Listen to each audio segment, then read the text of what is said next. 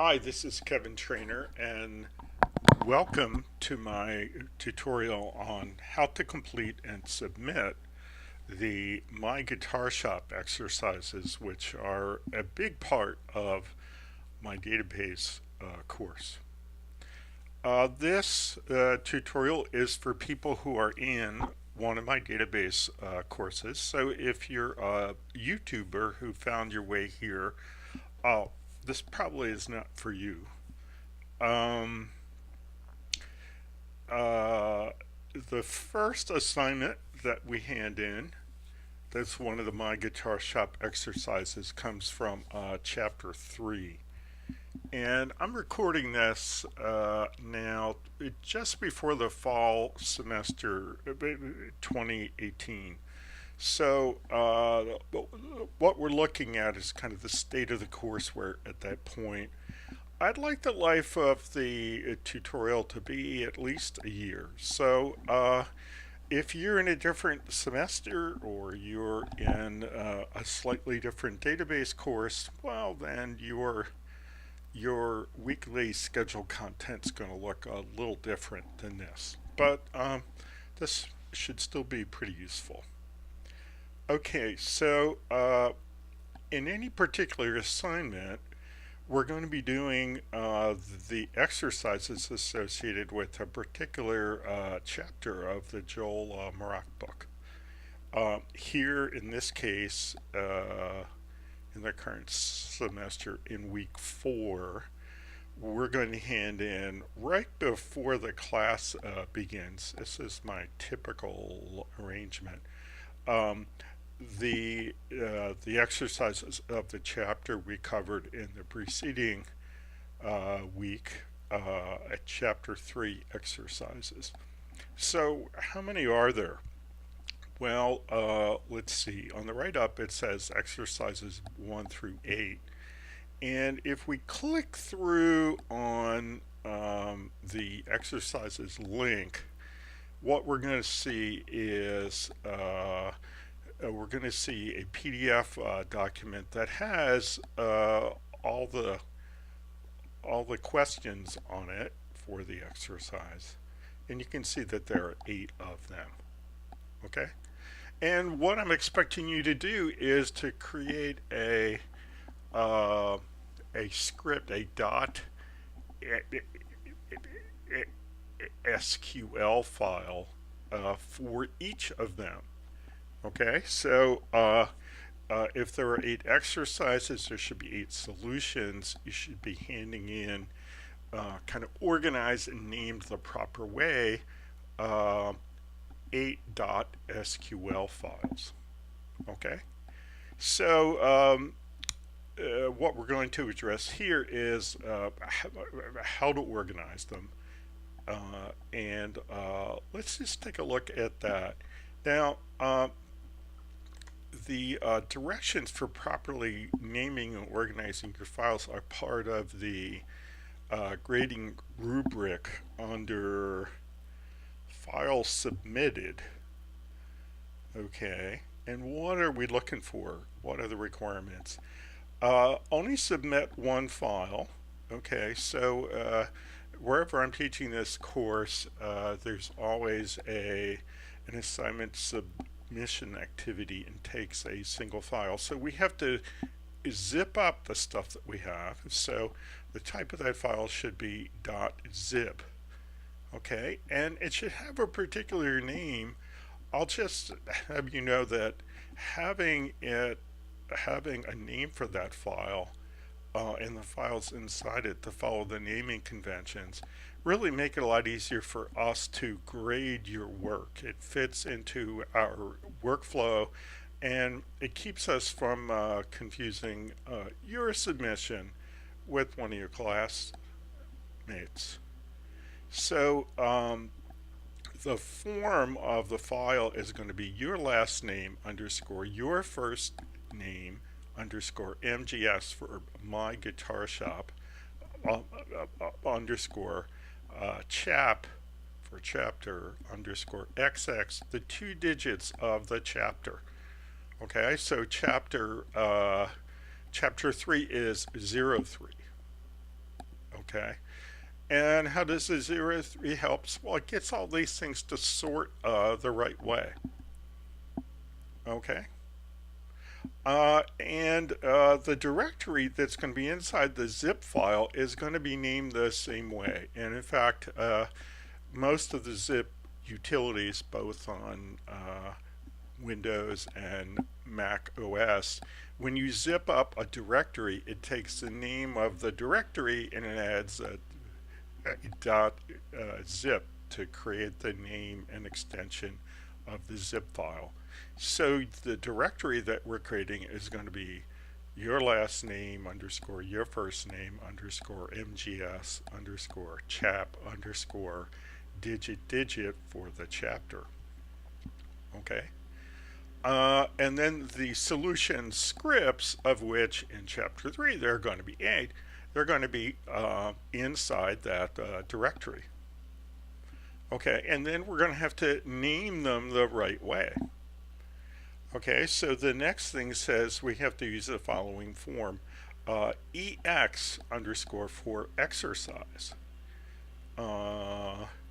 XX, where the XX is the sequence, that's the number of the chapter. So in this case, it's going to be for chapter 3, 03. Underscore YY, which is the number of the exercise. The first one is going to be 01. And .SQL, because that's the extension that we give to SQL script files. So for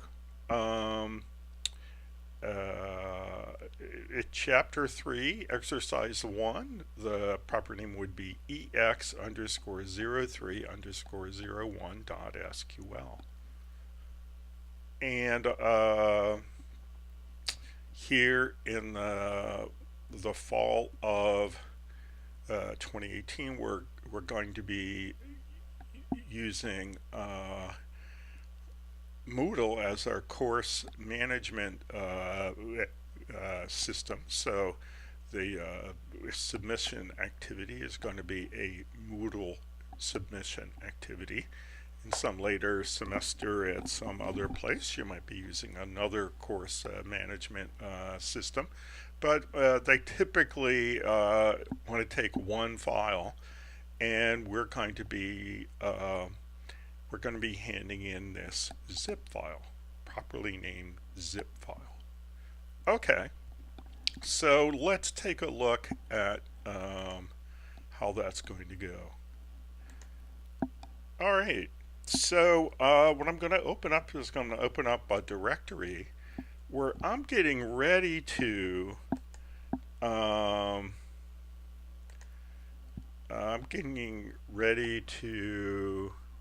here's my directory on another monitor. Sorry about that, guys. I'm getting all my files organized to make it easy to organize and submit my weekly assignments. Okay, so somewhere in your file system, I think you want to have a directory that holds your solutions you're going to submit for each of the chapters, and they ought to be properly named. Okay, so the one for the chapter 3 is going to be called my last name Trainer, my first name Kevin, MGS chap 03 with underscores. Okay, the nice thing is that means that they're going to sort in order: 03, 04, 05, 06. So we're going to take this directory and we're going to properly populate it with all the solutions, and then it's going to be very easy to zip up to create the proper zip file. Okay, so let's go to my SQL Workbench and try to put together what that's going to look like. Okay, so you need you're going to need the My Guitar Shop database. Okay, and of course we already have that loaded. If you're following along the instructions for the course, you have already done the activity where you created the My Guitar Shop database, which is good, and here are all the tables. Uh, One question that you need to ask yourself at certain points in the course is, do I need to refresh my copy of the database? Okay, because in some of the chapters where we're doing some of the work, particularly in chapter 5, but in a couple of the other chapters as well, we actually change the content of the database. Okay, then we get into class and we start to compare our results, and some people have been using the original copy of the database. Some people have been using the changed copy of the database. Um, I, I've never completely decided which is the right way to do it, but when you're comparing your work, you need to compare apples to apples. So the safest thing to do is always to reload the database. All right. Well, how could you do that? Well, just the same way that you loaded it to begin with. You're going to have some place where you have the files um, for that you downloaded for to load up the database. In my case, it looks like I deleted those, so let me just go back and download them again. Here are the starter files, so I'm going to download those. Okay, and oh, I need to expand them first. So can I expand them? No, I can't. So let me get out of the dialog where I'm trying to open a file. Okay. And let me go back and find my proper find my downloads. Okay. And here are the files to start the database, and if I double click it in either Mac or Windows, it's going to expand the directory, and then I'm going to find the create my guitar shop, which is the one I want, and that's what I'm going to open. So let's go back to Workbench, and the way that I open a script file is to go up to the toolbar and click on the second icon, the one with the open folder. And now I'm going to go back to downloads where I downloaded create my guitar shop.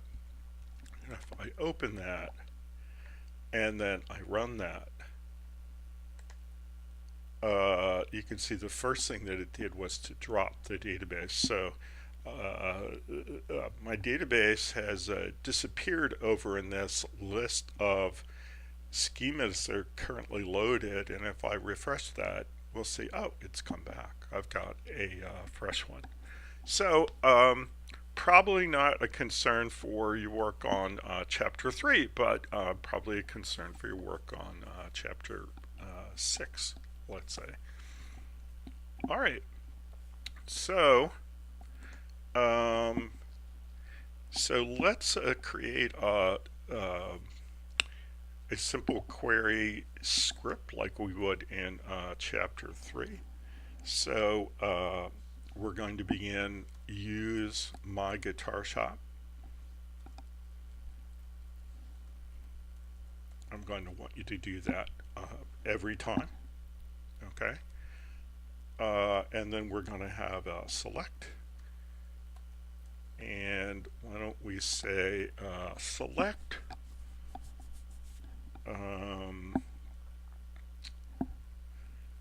and let's just take a look at what we have here. What do we want to do? Let's look at the tables. Let's just look at products. And what are the columns in products over here? So we have a product name, list price. Okay, so let's just let's do something easy. Let's say select product name, comma, list price, from products, order by product name. There's product name right there. Semicolon. We always want to end each of the statements in our query with in our script with a semicolon.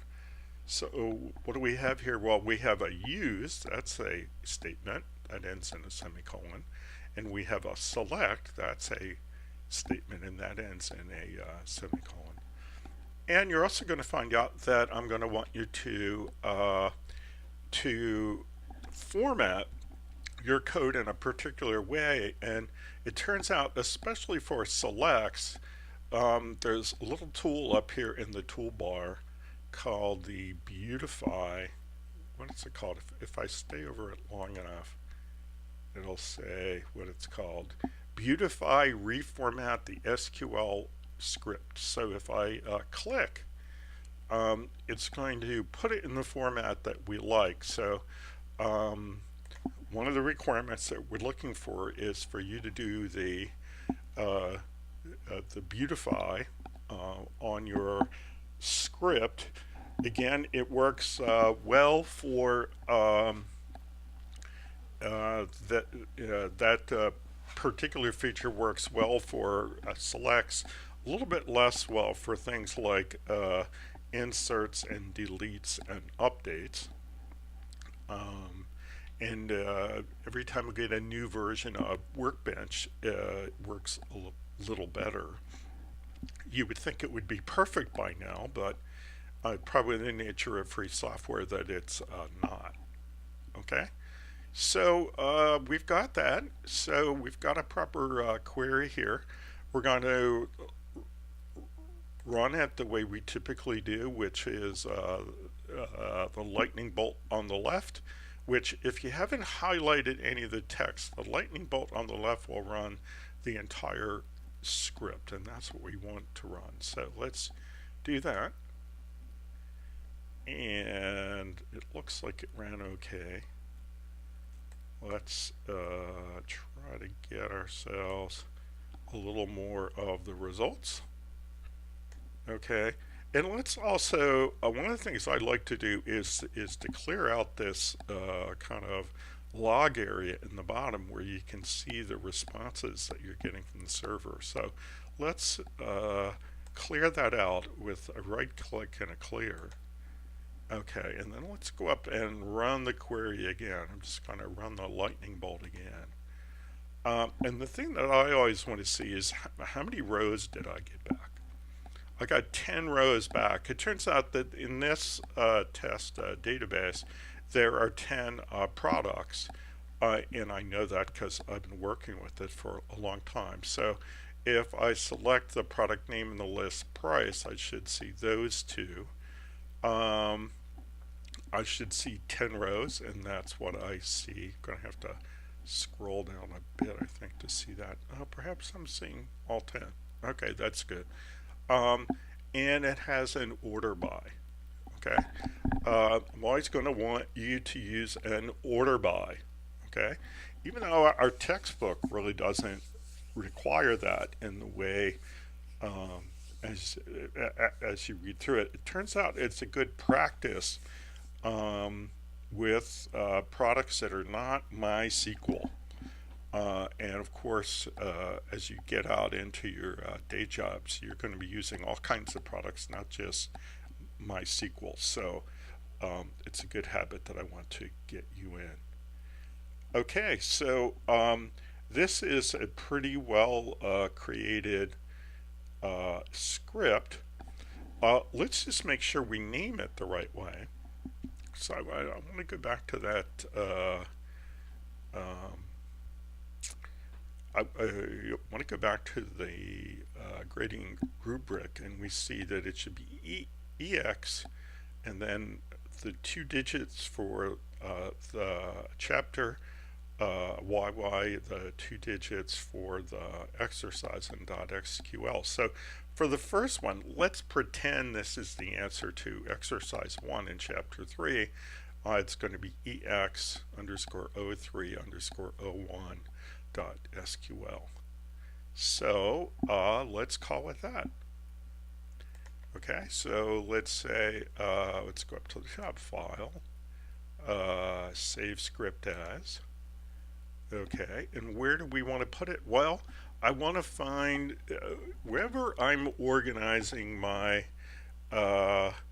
work to hand in. So in my case, that's in documents, Illinois teaching. It's down here under 2018 fall, and it's in the files for my tutorial. Okay, so got this, and I've already created a directory for the chapter I'm working on. So that's trainer Kevin MGS chap 03. Okay, and then I want to save this in there. So let's go in there, and let's say that this one is going to be called EX underscore 03 underscore 01 dot XQL. So before we hit save, I just want to go back and see if it says the right thing. Yeah, EX underscore 03 underscore 01 dot SQL. Now this isn't the real solution to exercise 1, but that's what we're going to pretend it is. Okay, so let's look here and see what we have. Okay, well that's great. All right, so just for grins, okay, let's make sure that we properly saved it and we properly know how to retrieve it. Okay, so let's close this editor tab. Let's clear out this response area. So how could we open a query? Well, we just go find it. We go to the open icon in the toolbar, and it turns out that we're already pointed at the right directory, and here's the proper file. And when we click open, it's going to load it, and there we go. It runs just fine. Okay, so before we're done with this, let's just take a look at the next part of the grading rubric. So it looks like we have the directory right. We have the SQL file created the right way. Did we do the right things on the interior? So under content for exercise 1, what kind of things does it say? Well, it says I want to use my guitar shop. I did that. All statements are terminated with a semicolon. I did that. Script is printed using the Beautify feature. I did that. It produces the expected result set. I got the 10 rows that I was expecting for my version of the query. I don't think that's what exercise 1 is asking for, but I can't give everything away. So the number of rows was 10. Has expected columns. Yeah, I wanted the name and the price. Were they in the right order? Yeah, they were in the order of the product name. The result set has expected column names. Okay. At this point where we're listing columns, we typically are just wanting the column names to show up at the top of each of the columns. And that's what happens right now. There is a way to change that. We're going to learn how to do that. So for um, some of the exercises, we're not going to want just a plain old product name here. Perhaps we would decide that we want a fancier name. Okay. And then sooner or later, we're going to learn how to do expressions. Okay. And for those, we it's a best practice to not have the expression that we've used showing up as the column name, but having having some kind of we call these column aliases. When we change the name that appears here, we control that. Having a proper column alias instead of like a weird expression up here. So that's what we're looking for. We've taken care of that because we have a pretty simple query. It has an explicit order by, even though perhaps the question that we're answering, perhaps it explicitly asked for an order by, or perhaps it didn't. Either way, if explicitly asked for some order by, then that's what we're looking for. We're looking for that order by. If it didn't, we're looking for a reasonable order by. There's a requirement here about joins. These are kind of generic, so this applies only starting in chapter 4. So we're not going to talk about this. We'll talk about this in the chapter 4 class, what that means. Script uses the SQL features that were covered in the chapter. Okay. Sometimes there are 2 or 3 ways to do the same thing, and of course, if we're in chapter 3, we want you to do the things that you learned in chapter 3. Well, that's what we did.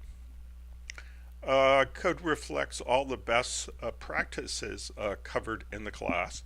Well, by the end of chapter 3, I think we've met that requirement.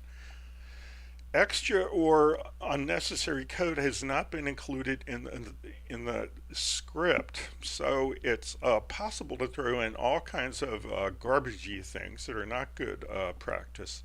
And they won't keep it from running, but they certainly aren't things that you would be expected to do at your day job. So we're going to take off if you throw in gratuitous extra stuff.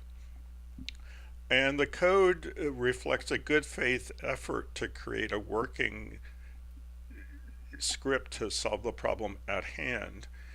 So as part of the grading rubric, there's a deal that says you'll get a certain amount of minimum credit if you make a good faith effort to solve all the parts of the assignment.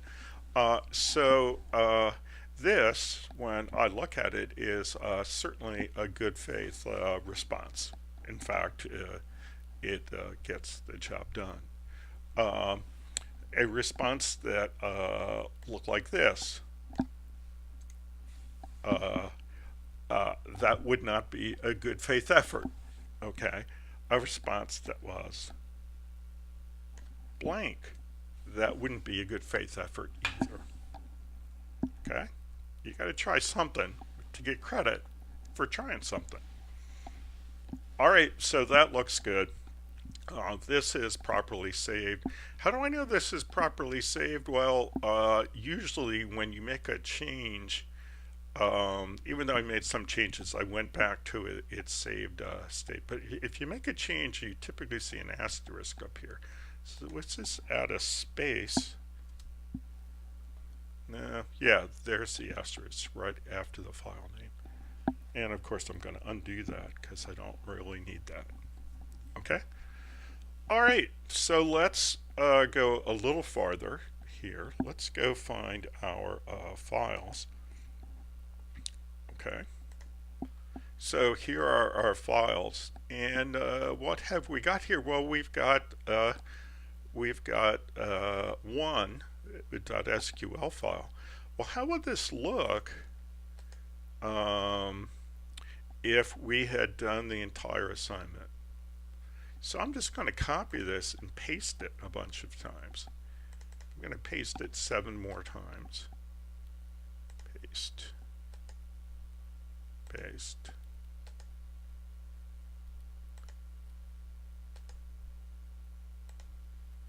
So when we're done, we should be all the way up to copy 7. All right.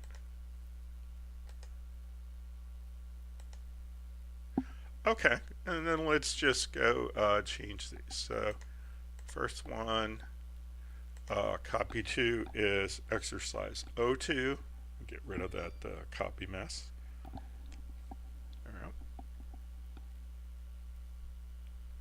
I'm doing this on the Mac, so it's a little hard to delete in just the way I like to, being originally a Windows guy.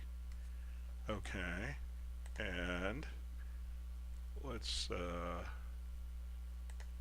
do this one here.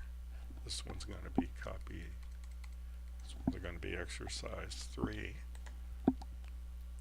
and I'm going to pause because you don't have to watch all this. Be right back.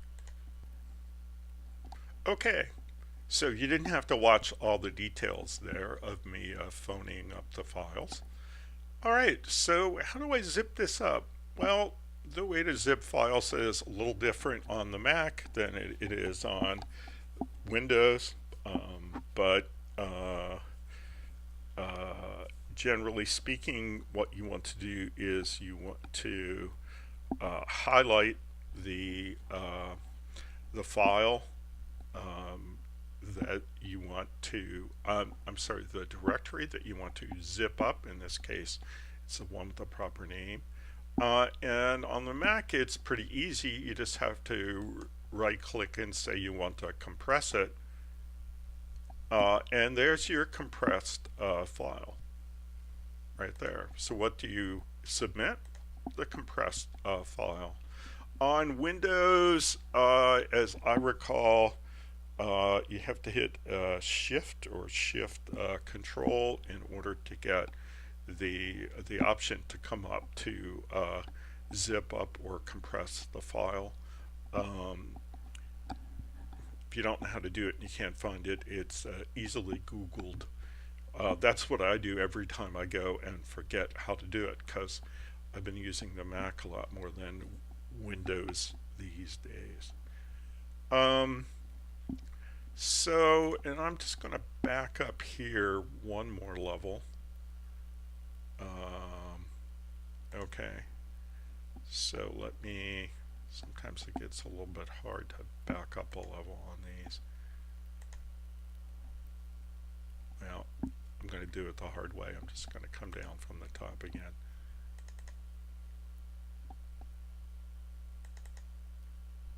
Okay.